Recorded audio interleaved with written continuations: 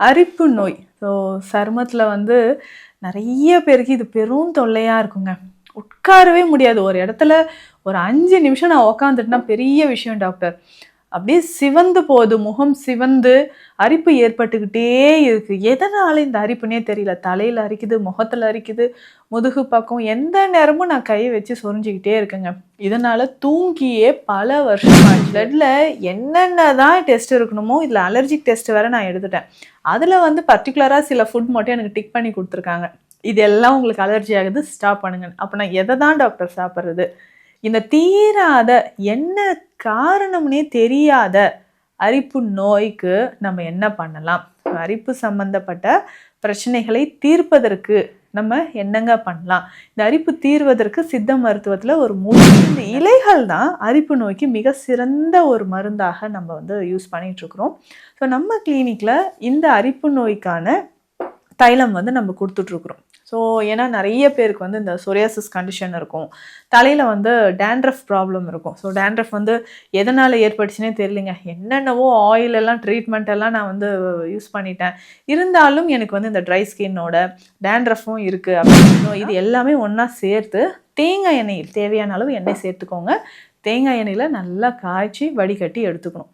So இந்த ஆயிலை நம்ம ஃபேஸில், கழுத்து பகுதியிலலாம் இந்த கருமை நிறத்தில் மாற ஆரம்பிச்சிடும். ஃபேஸ் ஒரு கலரில் இருக்கும், கழுத்து ஒரு கலரில் இருக்கும். கைகளில் வந்து பார்த்தீங்கன்னா இன்னும் டேன் அதிகமான மாதிரி இருக்கும். ஃபேஸ் ஒரு சிலருக்கு ரொம்ப ஃபேஸ் மட்டுமே கருப்பாக இருக்கிற மாதிரி இருக்கும். இல்லை நெத்தி பகுதியில் மட்டும் எனக்கு வந்து பிளாக் ஸ்பாட்ஸ் நிறைய தெரியுது, ஸ்கின் நல்லா டேர்ன் ஆகிடுச்சு அப்படின்னு சொல்லுவாங்க.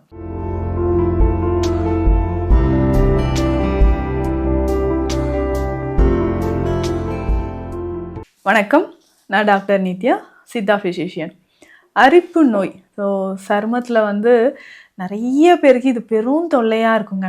உட்காரவே முடியாது. ஒரு இடத்துல ஒரு 5 நிமிஷம் நான் உட்காந்துட்டேன்னா பெரிய விஷயம் டாக்டர். அப்படியே சிவந்து போகுது. முகம் சிவந்து அரிப்பு ஏற்பட்டுக்கிட்டே இருக்கு. எதனால இந்த அரிப்புன்னே தெரியல. தலையில் அரிக்குது, முகத்தில் அரிக்குது, முதுகு பக்கம் எந்த நேரமும் நான் கையை வச்சு சொரிஞ்சுக்கிட்டே இருக்கேங்க. இதனால தூங்கியே பல வருஷம் ஆச்சு. இந்த அரிப்பு நோயினால் எனக்கு இந்த தூக்கமின்மை அப்படின்ற இந்த பிரச்சனை பெரும்பாலும் இருந்துக்கிட்டே இருக்குது. இதனால் நான் நிறைய டெஸ்ட்டு எடுத்துட்டேன் டாக்டர். இந்த பிளட் டெஸ்ட் எல்லாம் கம்ப்ளீட்டாக எடுத்துட்டேன். ஐஜி டெஸ்ட்டு நான் எடுத்து பார்த்துட்டேன், லிவர் ஃபங்க்ஷன் டெஸ்ட்டு. ஸோ பிளட்டில் என்னென்ன தான் டெஸ்ட் இருக்கணுமோ, இதில் அலர்ஜிக் டெஸ்ட் வேறு நான் எடுத்துட்டேன். அதில் வந்து பர்ட்டிகுலராக சில ஃபுட் மட்டும் எனக்கு டிக் பண்ணி கொடுத்துருக்காங்க. இதெல்லாம் உங்களுக்கு அலர்ஜி ஆகுது, ஸ்டாப் பண்ணுங்க. அப்போ நான் எதை தான் டாக்டர் சாப்பிட்றது? இந்த தீராத என்ன காரணம்னே தெரியாத அரிப்பு நோய்க்கு நம்ம என்ன பண்ணலாம்?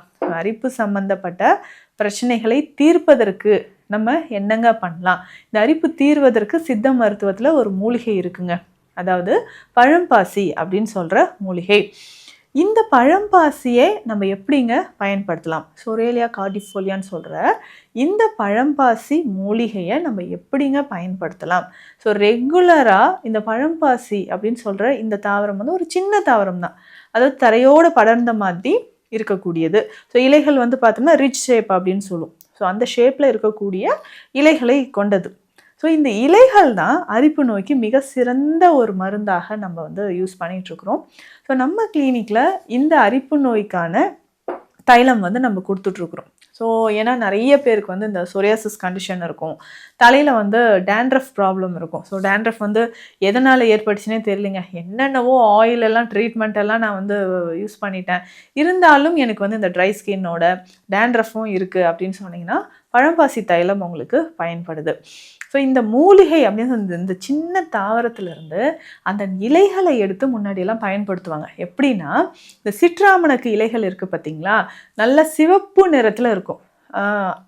ரோட்டு ஓரங்கள்லையோ இல்லை நம்ம வந்து பார்த்தோன்னா ஆற்றங்கரை ஓரங்கள்லையோ நம்ம பார்த்துருப்போம். சிவப்பு நிறத்தில் இருக்கக்கூடிய சிட்ராமணக்கு இதை வந்து எடுத்து இதனோட இந்த பழம்பாசி இலைகள் இருக்குது பார்த்தீங்களா, இது ரெண்டுத்தையுமே நல்லா அரைச்சி சாறு எடுத்து தலையில் பூசுவாங்க. ஸோ தலையில் வந்து இதை அப்ளை பண்ணிவிட்டு அதுக்கப்புறம் தலைக்கு குளிச்சிக்கிட்டே வரும்பொழுது தலையில் உங்களுக்கு டேண்ட்ரஃப் மறைய ஆரம்பிக்கும். ஒரு சிலருக்கு தலையில் வந்து சின்ன சின்னதாக வந்து பார்த்திங்கன்னா டாட்ஸ் இருக்கும், ஃபாலிகுலைட்டிஸ் அப்படின்னு சொல்கிற ஒரு கண்டிஷன். ஸோ இந்த ஃபாலிகுலைட்டிஸ் மறையிறதுக்கும் உங்களுக்கு இந்த பழம்பாசி பயன்படுது. அப்போ இந்த ஃபாலிகுலைட்டிஸ் அப்படின்னு சொல்லக்கூடிய சின்ன சின்ன கட்டிகள் தலையில் வந்துக்கிட்டே இருக்குன்னா இந்த இலையை அரைச்சி அதனோட இந்த சிட்ராமணி கிளையும் சேர்த்து அரைச்சி நம்ம தலையில் போட்டுக்கலாம். அதே மாதிரி இந்த சரும அரிப்பு நீங்குவதற்கு இந்த பழம்பாசி இலைகள், இந்த சின்ன தாவரம் தான் உங்களுக்கு தெரியும், ஆனால் இது நிறைய ஒரு தாவரம் இருந்தால் நிறைய படர்ந்து வளர்ந்துருக்கும். ஸோ இந்த இலைகளை மட்டும் எடுத்து நல்லா அரைச்சி பேஸ்ட் மாதிரி அரைச்சிக்கோங்க. இதனோட மஞ்சள் பொடி வைத்து இதை சருமத்தில் நம்ம அப்ளை பண்ணிக்கிட்டே வரணும். ஸோ சருமத்தில் ரெகுலராக டெய்லி அப்ளை பண்ணிவிட்டு ஒரு அரை மணி நேரம் கழித்து குளியல் எடுத்துக்கணும். ஸோ இந்த மாதிரி ரெகுலராக நீங்கள் பண்ணும்போது உடலில் இருக்கக்கூடிய அரிப்பு குணமாகுது, சருமத்தில் இருக்கக்கூடிய அரிப்பு குணமாகுது, தோலில் தடிப்பு தடிப்பாக வருது, இல்லை சிவந்து போகுதுங்க. சிலருக்கு வந்து தெரியும், அப்படியே முகமே சிவந்து இருக்கும். என்னென்னா அவ்வளோ அரிப்பு எனக்கு இருக்குது, நான் கண்ட்ரோல் பண்ணிகிட்டு இருக்கேன் அப்படின்னு சொல்லுவாங்க.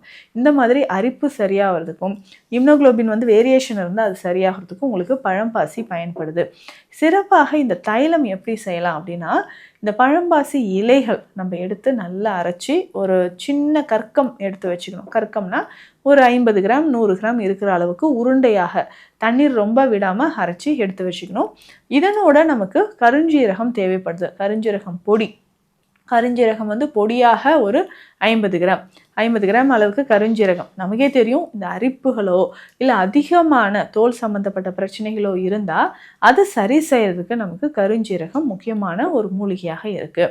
இதனுடைய எவ்வளவு நம்ம பழம்பாசி இலைகளை எடுத்து வச்சுருக்கிறோமோ அதில் பாதி அளவுக்கு நம்ம குப்பைமேனி இலைகளை எடுத்து வச்சுக்கணும். ஸோ குப்பைமேனி இலைகளும் அரைத்து இதனோட வச்சுட்டு அதுக்கப்புறம் அதே அளவு நம்ம எவ்வளவு கருஞ்சீரகம் எடுத்துருக்கிறோமோ அதே அளவு மஞ்சள், ஸோ மஞ்சளும் நம்ம எடுத்துக்கணும்.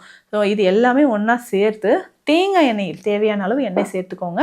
தேங்காய் எண்ணெயில் நல்லா காய்ச்சி வடிகட்டி எடுத்துக்கணும்.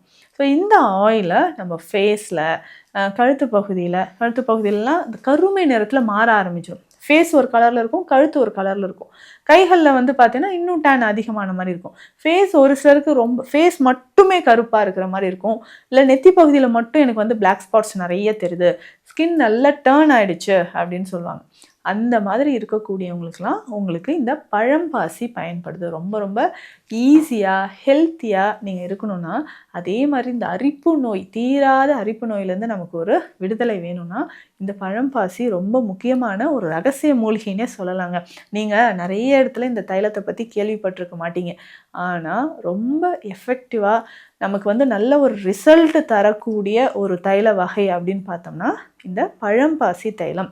அரிப்பு இருந்தால், டேண்ட்ரஃப் இருந்தால், ஸ்கின்ல வந்து அங்கங்கே டார்க் பிக்மெண்டேஷன் இருக்குது, சின்ன சின்ன குறுக்கள் வருது, முகத்தில் வர மாதிரியே முதுகுலெல்லாம் எனக்கு வந்து பிம்பிள்ஸ் வந்துக்கிட்டே இருக்குங்க அப்படின்னு நீங்கள் சொன்னீங்கன்னா அதற்கு எல்லாத்துக்குமே முக்கியமான ஒரு தைல வகை தான் இந்த பழம்பாசி தைலம். ஸோ இது வந்து தாராளமாக நீங்கள் அப்ளை பண்ணிட்டு வரலாம். ஸோ தலையில் டேண்ட்ரஃப் இருந்தாலோ, ட்ரை ஸ்கின் இருந்தாலோ, தீராத நாட்பட்ட அரிப்பு, இதற்குமே வந்து முக்கியமான ஒரு தைலம். ஸோ இந்த தைலம் நம்மக்கிட்ட இருக்குது. ஸோ நீங்கள் வீட்டில் எப்படி செய்யணுன்ற ப்ரிப்ரேஷன் மெத்தடும் உங்களுக்கு நான் சொல்லியிருக்கேன். ஸோ இதை தாண்டி அரிப்பு நோய்க்கு இது குணமாகணும், அரிப்பு நோய் குணமாகணும் அப்படின்னா வயிறு வந்து நமக்கு சுத்தமாக இருக்கணும். ஸோ குடல் பகுதியில் இருக்கக்கூடிய இந்த கழிவுகள் எல்லாமே வெளியேறணும். ஸோ குடல் கழிவுகள் வெளியேறணும். அதே மாதிரி டைஜஷன், ஸோ நமக்கு செரிமானம் சம்மந்தப்பட்ட பிரச்சனைகள் ஏதாவது இருந்தால் அதை சரி செய்து நம்ம உணவு முறையும் கரெக்டாக எடுக்கும்போது இந்த அரிப்பு சம்மந்தப்பட்ட தோல் பிரச்சனை நமக்கு கொஞ்சம் கொஞ்சமாக குணமாகுது. ஸோ இந்த பதிவு உங்களுக்கு பயனுள்ளதாக இருக்கும்னு நினைக்கிறேன். தோல் சம்மந்தப்பட்ட பிரச்சனைகளுக்கு சித்த மருத்துவ ஆலோசனைகள் தேவைப்பட்டால் ஸ்க்ரீனில் இருக்கிற நம்பருக்கு காண்டாக்ட் பண்ணுங்கள். நன்றி.